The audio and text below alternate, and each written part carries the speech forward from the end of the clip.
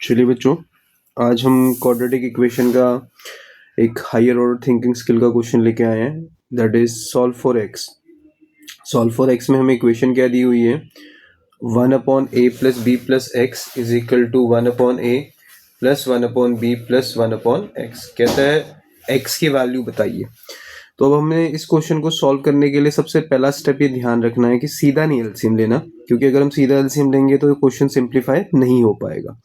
तो इसका जो सबसे पहला और सबसे मेन स्टेप जो है इस क्वेश्चन में वो क्या है, जरा ध्यान से देखिए।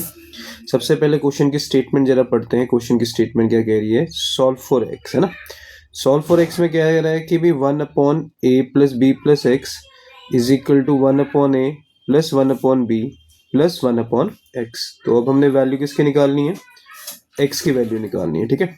अब इस क्वेश्चन को सॉल्व करने के लिए जो सबसे पहला स्टेप है वो ध्यान से देखिएगा जो सर कर रहे हैं, that is 1/a plus B plus X is equal to 1/a plus 1/b plus 1/x, ठीक है।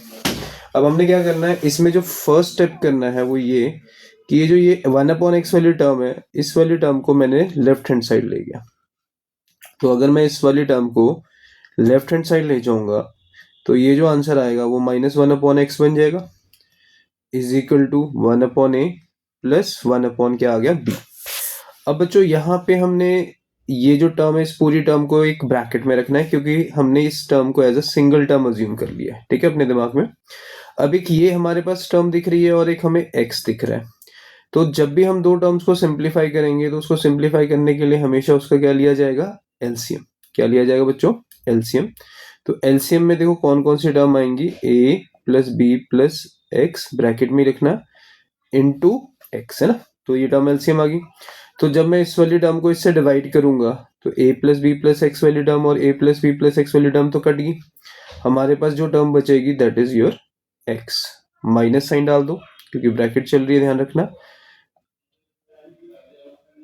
x को अगर मैं इससे डिवाइड करूंगा तो x से x क्या हो जाएगा, कैंसिल। अब ब्रैकेट में जो टर्म रहेगी that is a plus B plus X, again whole bracket में रखना क्योंकि ब्रैकेट के आगे जो साइन चल रहा है दैट इज माइनस साइन। अब अगर हम इन दोनों टर्म्स का एलसीएम लेंगे तो उसमें हमारे पास एलसीएम में एक a आएगा एक b आएगा। a को जब मैं इसके एलसीएम से डिवाइड करूंगा तो a से a क्या हो जाएगा, कैंसिल, बचेगा क्या, b। तो b इंटू 1 क्या हो जाएगा बच्चों, b plus sign.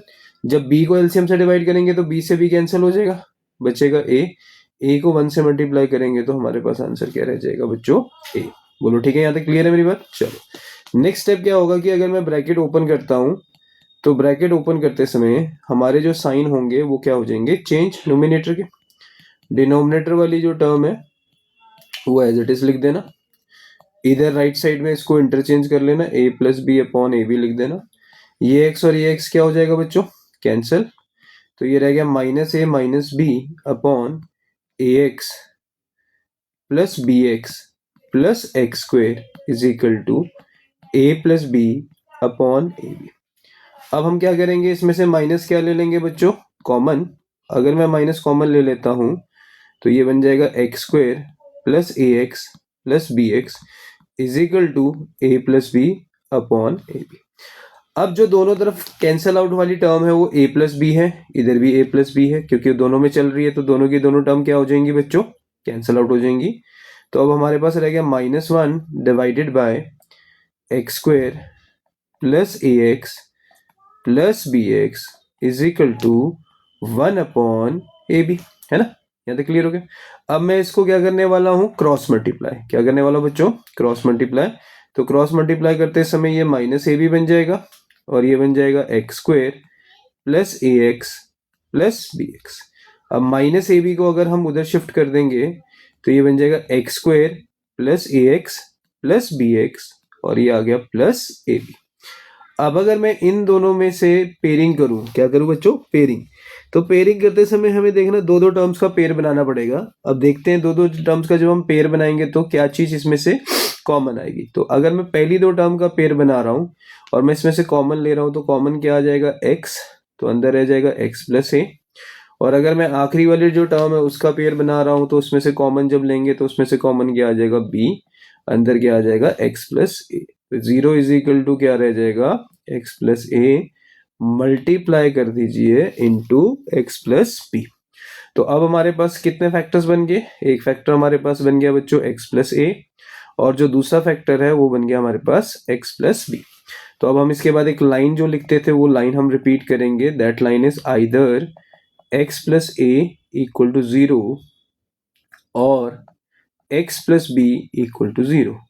So which implies x equal to क्या आ जाएगा? a, और यहां से आ जाएगा x equal to b। So what is your x? या तो x की वैल्यू माइनस ए आ रही है, या x की हमारी वैल्यू क्या आ रही है? माइनस b, और वही इस क्वाड्रेटिक इक्वेशन के क्या रिप्रेजेंट करेगा? सॉल्यूशन को रिप्रेजेंट करेगा। तो क्वेश्चन क्या दिया हुआ था? क्वेश्चन में बोला हुआ था वी सॉल्व फॉर x। हमें एक क्वाड्रेटिक इक्वेशन दी हुई है, इस क्वाड्रेटिक इक्वेशन में से हमने x की वैल्यू को बताना है क्या होगा। तो 1 upon A plus B plus X equal to हमें दिया हुआ 1 upon A plus 1 upon B plus 1 upon X. फिर उसके बाद हमने 1 अपॉन एक्स वाली जो टर्म हमें नजर आ रही है उसको हमने लेफ्ट साइड शिफ्ट कर दिया। फिर ये 1 ए प्लस बी प्लस एक्स जो पूरी टर्म है उसको एज अ सिंगल टर्म ले लिया, और एक्स को मैंने डिफरेंट टर्म ले लिया। फिर ये दोनों टर्म एज अ एलसीएम लिख दी। जब एलसीएम लिखा तो ये वाली टर्म से इसको डिवाइड करा तो बचेगा हमारे पास x को 1 से मल्टीप्लाई करेंगे x ही आ जाएगा। फिर जो सेकेंड टर्म थी वो भी x था, x से इसको डिवाइड करा तो x कट जाएगा, बचा क्या हमारे पास? a plus B plus X, है ना। अब हम a plus B plus X वाली जो टर्म है उसको हमने ब्रैकेट में रखना है, इस चीज का ध्यान रखना। अब आप पूछोगे सर ब्रैकेट में आपने क्यों रखा? क्योंकि जब हम ब्रैकेट ओपन करेंगे तो जो टर्म है उसके साइन क्या हो जाएंगे? चेंज। तो जब साइन चेंज करेंगे तो देखो x से x क्या हो जाएगा? कैंसिल हो जाएगा। तो हमारे पास बच गया माइनस ए माइनस बी। तो इसमें से माइनस क्या आ जाएगा? कॉमन। तो जब माइनस कॉमन आएगा तो दोनों तरफ ए प्लस बी और ए प्लस बी वाला जो फैक्टर है वो क्या होने वाला है? कैंसिल आउट होने वाला है। क्या होने वाला बच्चों? दोनों तरफ a प्लस बी वाला फैक्टर कैंसिल आउट हो जाएगा। तो जब दोनों तरफ a प्लस बी वाला फैक्टर कैंसिल आउट हो गया तो a प्लस बी तो कैंसिल हो गया, तो यहाँ पे भी 1 रह जाएगा और यहाँ पे भी 1 रह जाएगा। फिर अब हमने इसके बाद इसको हमने क्या कर दिया? क्रॉस मल्टीप्लाई कर दिया। इसको हमने माइनस ए बी के साथ कर दिया और इसको हमने 1 के साथ। फिर जो ये माइनस ए बी वाली टर्म आपको नजर आ रही है, ये वाली टर्म हमने राइट साइड शिफ्ट कर दी। तो राइट साइड शिफ्ट करने के बाद देखो हमारे पास 4 टर्म्स बन रही हैं, इन चारों की हम करेंगे पेयरिंग। पेयरिंग में जो पहली 2 टर्म्स आएंगे उसमें से x कॉमन आएगा तो अंदर x प्लस ए रह जाएगा। आखिरी 2 टर्म में से जब हम पेयरिंग करेंगे तो उसमें से हमारा b आएगा कॉमन, तो अंदर भी क्या रह जाएगा? x प्लस ए। अब हमारे पास जो 2 टर्म्स हैं, एक तो ये वाली टर्म है, एक ये वाली टर्म है। इन दोनों में से ऐसी टर्म है जो हमने कॉमन लेनी है, तो कॉमन x प्लस ए नजर आ गया आपके पास। तो दूसरी टर्म हमारे पास क्या रहेगी? x plus B. फिर हम एक लाइन लिखेंगे, either first factor equal to 0 और either first factor equal to 0 और हम करेंगे second factor equal to 0। So which implies x equal to क्या आ जाएगा? माइनस ए और x equal to minus B. So which implies x की हमारे पास 2 वैल्यूज आ गई, या तो माइनस ए आ जाएगी या तो minus B. Clear? Note it down.